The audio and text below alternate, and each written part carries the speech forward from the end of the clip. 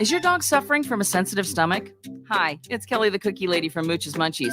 Our dogs had super sensitive tummies, and I needed to find a low-fat treat that wouldn't give them gas or other issues. Most of the treats on the market were loaded with fillers, chemicals, and chicken fat. Many of them weren't even food. Well, I knew I could do better, so I developed Mooch's Munchies, and I'm happy to be able to share them with you. Stop by our store or our website, moochesmunchies.com, and find out why we say that Mooch's Munchies are totally pawsome.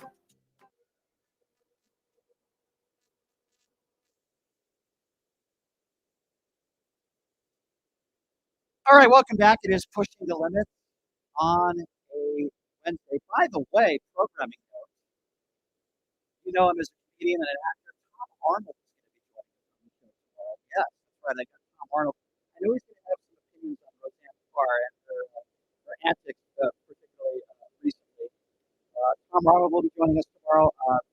12-year NBA veteran Paul McCaskey will be joining us in the studio. So we got some great guests lined up tomorrow. So anybody who knows me knows I've been watching poker, and I've been a poker aficionado since my late teenage years. I'm very old now. And I grew up with watching poker, high stakes poker, a lot of poker names. Anthony Ronnie does the show almost all the time. Basis. Phil Hellmuth does the show all the time, Mike Matisow. And so I grew up with poker, and sometimes people on social media are a little bit, how should I use this word? Subtly. I don't know. Sometimes people on social media are a little sensitive.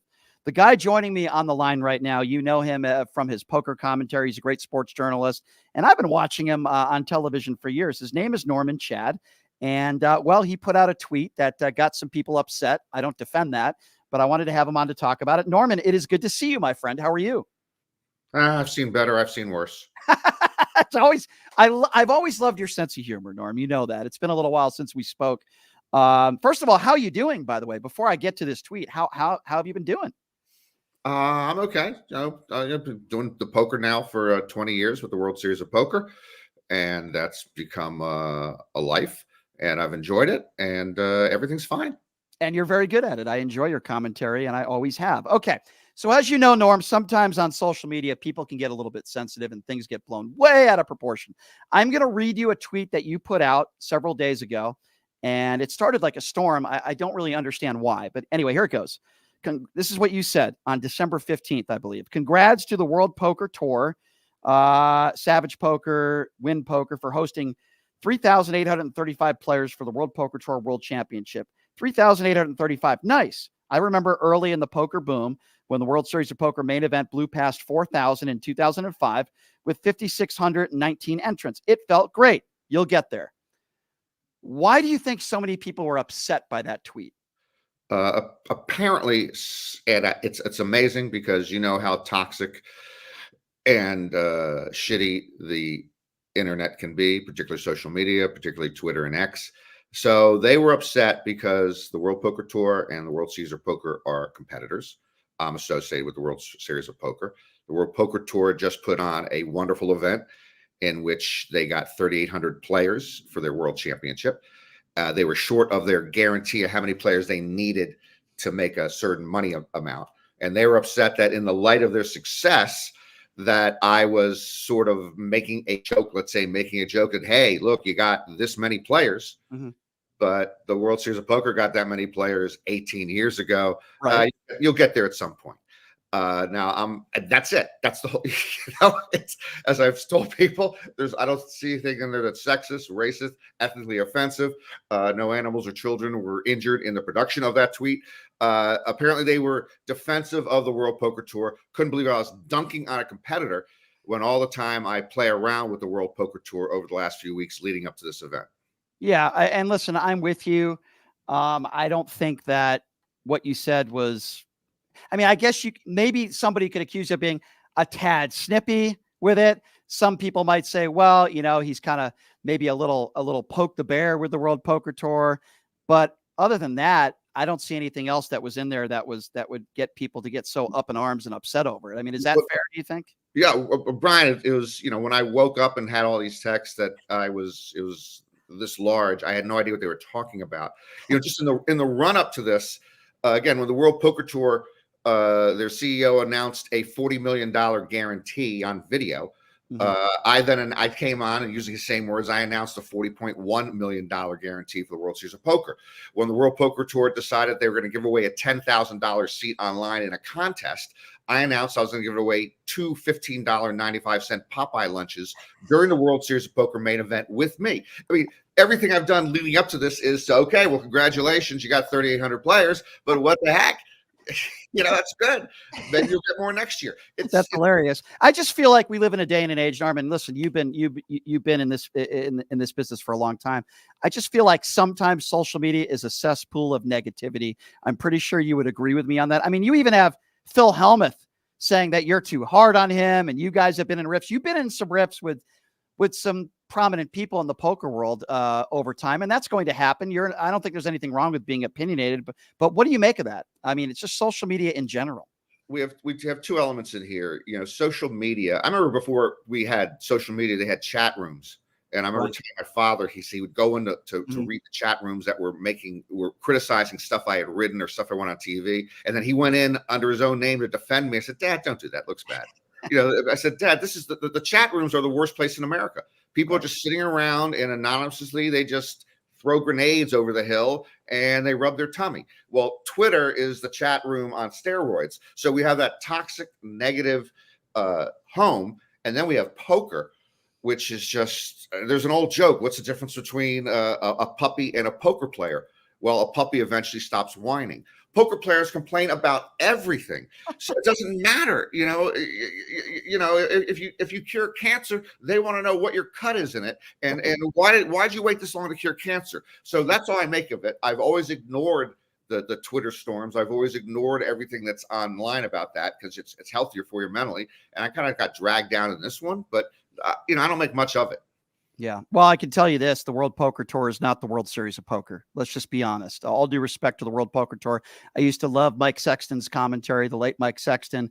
And I used to love it back in the day when I think we had some big names in Vegas for this tournament. Don't get me wrong. But in general, the World Poker Tour is not what it once was. We don't have the star power like it used to have. But hey, back in the day, I lived in Connecticut. I used to go to Foxwoods for the World Poker Tour event every year. And I really enjoyed it. But it's not the World Series of Poker. I don't think you can compare the two. Here's a question, Norm, that I never asked you. I don't know what your opinion is on this, but I'm sure it's something you've talked about, and that is the alleged cheating scandal that took place at Hustler with Garrett Adelstein, who's now back in the limelight. He's playing cash games again. I've talked to Garrett before. What did you make of that Jack 4 hand? What did you make of that situation? And do you think Garrett Adelstein was out of line? Because I don't think it was cheating at all. I guess we'll never know. I've watched it, a dozen times like everybody else. It didn't seem the actions that she took didn't seem to follow the actions of a normal person. To way she played the hand, the way she called when she, even when she said afterwards, "I knew you were bluffing," even though she had cards that were terrible, et cetera, et cetera. I don't know whether she cheated or not. I understand Garrett's immediate reaction to it right there. I mean, if he sees her turn her cards over, she sees what she calls an all-in with when she has no hand, no draw, just jack high. So I understand his in-the-moment reaction to it. Again, whether they did an investigation, they said they found nothing improper. So I will stand by that. I always say this. If it's online, all forms of poker are going to have cheating. We just had another live poker cheating in live poker scandal in Southern California for millions of dollars. So they're all going to have it. I've always had extra cynicism when it comes to online poker because there's just so many ways to game it in online poker, and when it's a live stream because all it takes is the cooperation of two people to game it. So you never know what's going to happen. Do you think that a guy, like a Chris Ferguson I know Ferguson came back and he played in the World Series of Poker, but do you believe like a Howard Lederer should be allowed to play in the World Series of Poker if they've paid their dues, fines, whatever? We all know what took place at Full Tilt with the Ponzi scheme and everybody that was affected by that. But are you comfortable with a Ferguson or a Howard Lederer playing in the World Series of Poker every year? Again, there's two issues here, Brian. The short answer is absolutely. If they, first of all, we know that Full Tilt Poker had a Ponzi scheme. Mm-hmm. I can't find a person outside of Ray Bitar who took the dive for it because he was the orchestrator of it, who can give me the details of who else knew what and what else was happening among the other partners and stuff. I don't know what Howard did or did not do. I don't know what Chris did or did not do. So yes, if they want to play, they can play. If people want to walk up and get away from the table, that's fine too. That's a different issue than the cheating that goes on in poker, which is not held accountable.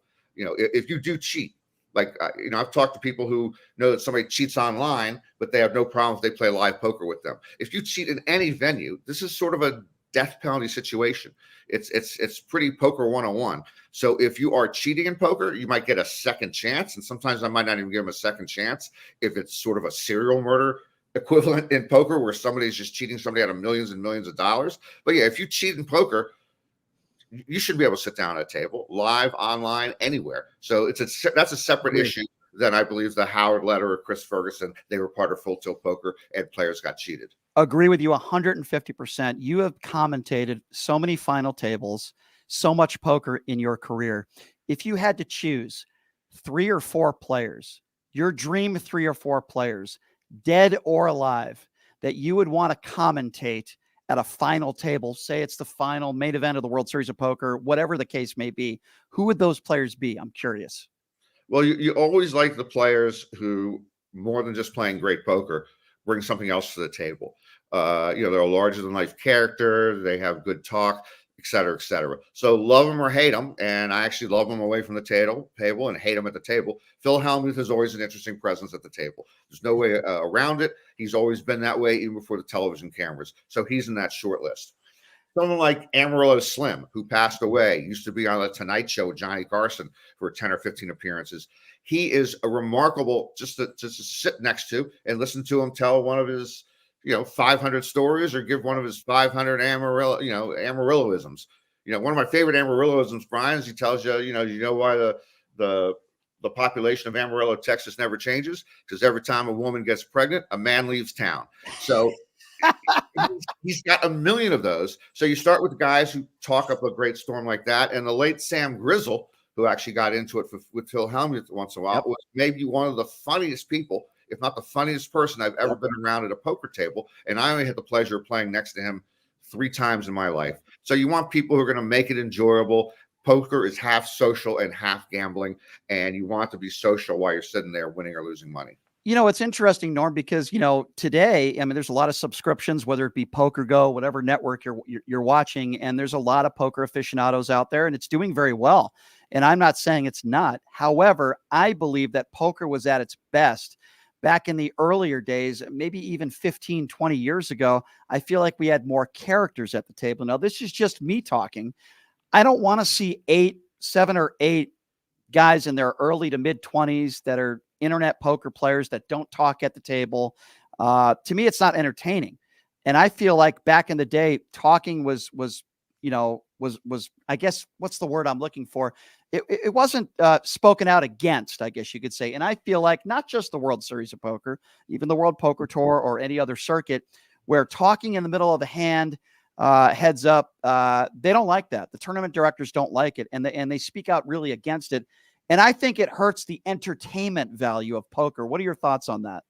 Yeah, a poker player is not obligated to do anything but play the cards. Poker players who are smart know that even when it's on television, you're running a business. The rest of the players at the table that you're going to be beating, recreational players, should have a good time if possible while they're losing money. If they walk away, you have nobody to win money against. And then if it's the television product, it helps if it's entertaining. Again, the poker players are in no obligation to make it entertaining. And what we're seeing more than anything else, though, Brian, is that the great players now were brought up online, as they'll continue to be. More reps online, more studying. So you got a bunch of people, mostly guys, from the time they were 18, 19 years old, and a lot of them now are in their late 30s, but a lot of them now are, the younger ones in their 20s, who are brought up sitting in front of a laptop, just clicking buttons. They don't have necessarily the greatest social skills in the world. They're not used to talking to other people at a poker table. They're in front of a computer screen. So when they come out from the virtual world to the live world, they're like a deer caught in headlights sometimes. Right. They're not used to, sometimes they have they'll have their headsets on, they'll have a hoodie over, they'll have a pair of shades. I'll walk over to them and knock on their side, go, hello, it's human life going on out here. Hey, Look around you, 7 other people. They're not used to that. So the smarter ones come out and they're great, but most of them are just, again, they're grown up in front of a computer, so they're not used to being in a live setting. Yeah, no, that makes sense. You know, you had mentioned I would probably tend to think that, you know, most people, Phil Hellmuth might be the most hated poker player at the table. I don't hate the guy at all. I think, and I know you don't hate him either. You love him. He's a good guy off the table. I actually like his antics, even if sometimes he's out of line. I think it's very entertaining. But I'm going to tell you, I talk to Danny Negreanu about this all the time because they certainly don't see Justin Bonomo. I mean, here's a guy that goes on social media and really has nothing to do with his poker or his antics at the poker table. He's a quiet guy. He doesn't really even talk much at the table. But some of his opinions on social media are absurd. It could be political opinions. It could be his opinions on women or his opinions on what's going on in the Middle East. It seems like this is now transcended to the poker table with some people who will get into it based on things they say on social media. And you know, we started the conversation talking about this, but what do you make of Justin Bonomo? And he's not very well liked these days among the poker community. No, Justin is a lightning rod, to be polite about it. He's not well liked. He does offer his opinions, and he is an extension of what you just talked about. Other poker players do the same thing. Justin is much more out there, as you talked about, with women, with the Middle East situation, whatever. Again, poker players are one of the oddest animals I've ever been around, Brian. There's an arrogance, there's a built-in, we know what's best. And it's one thing with just poker, because they always have an opinion about what's going on at the poker table. It's always their opinion really has whatever serves them best. But I know so many poker players then believe anything that talking about outside the poker table. They also know what's best more than most fellow workers I've dealt with in other communities. You know, I've worked in journalism, I've worked in broadcasting, I've worked in comedy, and I've worked in poker. And the poker community, they just want to be out there, and they tell you that this is what's right. You know, they state opinion as fact. So Twitter has also, again, helped fuel that. Justin is lately, he's one of the most, you know, disliked presences on Twitter because of his opinions. And, you know, you kind of get tired of it, but you can just turn it off. You know, people, when I say something about anything else, they say, stay in your lane, only talk about poker. Well, okay. You know, just turn it off if you don't want to hear me talk about something else. I agree with you 100%. So I want to ask you about Phil Hellmuth, because obviously I know him personally. You know him personally. But most people in the poker community, the average poker player, doesn't know Phil. They only see what they see on television. Can you describe to me what Phil is like away from the poker table and why you like him away from the table to people that maybe don't know him personally like you or I do? Okay. Just before I tell you why I love being around him, the man, his work in charity events year round, not only does he show up at the events, but he works the event. I mean, if you give him the microphone, he will not give it to you back. So he's walking around the room, you know, talking to people, announcing hands. He doesn't just mail it in when he goes to the event. He gives you the whole 9 yards. I have an incredible amount of respect for that. That's a lot of hours of work. So that's a lot of charity does. But aside from the charity, if you concede the fact that everything in Phil's day pretty much surrounds Phil, it all has to do with Phil. You know, if there's an earthquake in Russia, he's concerned now that, you know, he's not going to be able to get soybeans cheap for his home. It's always, everything's about Phil. But he's just like an overgrown 12-year-old. He's loyal to a fault to his friends. It's just easy to be around him. He's a joyful guy. You know, he just does walk around saying, I'm blessed, positivity, I'm the greatest in the world. So be it. He's fun to be around. And at the poker table, he's not so fun to be around. He was incredibly entertaining. But when he loses, he's, you know, one of the 15 worst losers I've ever seen in my life. Kublai Khan was a bad loser. His brother Genghis Khan was a bad loser. Phil's in the top 10 of bad losers.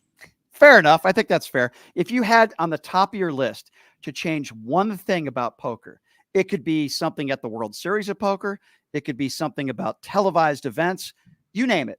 And you can name a few if you'd like, but what is the top thing, Norman, Chad, that you would want to see changed when it comes to poker heading into 2024?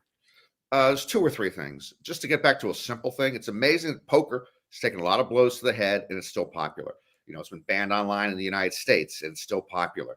It goes through many generations and it's still popular. And as popular as it essentially disenfranchises half of the human population. It amazes me that card rooms and casinos can't figure out how to appeal to women. I don't expect half the players in a card room to be women, but I don't expect right now it's like 3 or 4%. That is that's just a huge money ball standing out there. If we're doing this well just with the men, Right. how much better we could do if we just get 20% of our room filled with women? So that's an industry-wide problem. It's both the card rooms, it's the operators, it's fellow players. Men treat women at the poker table like crap a lot of the time. So it's really tough for a woman to walk into a table and deal with some of the crap she has to deal with. So women's the first thing. Why can't we get women? Doesn't matter what size or age you are. You can be a man or a woman in this sport. There's no gender inequity. That would be my top thing. The other thing would be is I don't play many tournaments, and I have found tournament poker to become much of a joke because of the money making unlimited reentry. In any other sport or game, you play, you're eliminated, you go home. Here you play, you're eliminated. Oh, you can re-enter? Okay, let me give you some more money. Oh, I got eliminated again. I can re-enter. Let me give you some money. Some people have 3, 4, 5 tickets into that event. Some people have 1 ticket into that event. Right. Competitively, that's really unfair. So I wish there was more of a balance, this unlimited re-entry where somebody with a deeper pocket can simply keep buying tickets to keep playing, and they play differently then because they know they're going to be re-entering again. It's unfair to the rest of the field that's only playing 1 ticket. I wish that could get fixed. To tell you the truth, I'm definitely pissing into the wind on that because the operators like it because they make a lot more money, and a lot of the players like it because they get to re-enter again and again. They can finish 8th in an event and lose money because they entered so many times. So I wish that could get fixed. I don't think that's going to get fixed. The woman issue, though, can get fixed. Yeah, I agree with you. And that's a wonderful point. There's a lot of women out there that enjoy to gamble, but maybe it's intimidation. They don't like the way they're treated. I'm sure there's a number of different reasons. All right, Norm, last question for you. What would be your message to the people on social media that were so angered and so bothered, the Justin Bonimos of the world, maybe, by this tweet that you put out about the World Series of Poker and the World Poker Tour? I just want to know, what is your message to them? First of all, it was a bad tweet. Sometimes you tweet bad, Again, I would just maybe sue me if I offended you. I am sorry that I offended anybody. It's, there's so much. Again, I have written 10 or 15,000 tweets in my life. I can think of 9,000 tweets that were better than this. This is like a nothing burger on the side of the road. It wasn't well written. It was misinterpreted. What the hell are we doing that I'm still talking about it 4 days later? This doesn't affect climate change. It doesn't affect world peace. It doesn't affect the price of a double cheeseburger at McDonald's. Why am I here talking about this? It's a very good point, Norman. Next time we have you on, I promise you I won't bring up this tweet. All seriousness, I love what you do, my man. You're very good at what you do. You've always been very gracious to me, and I appreciate you. And we'll see you out here, of course, for the World Series of Poker, and hopefully we can get you on before then. But keep up those good tweets, my man. I got no problem with anything you've said.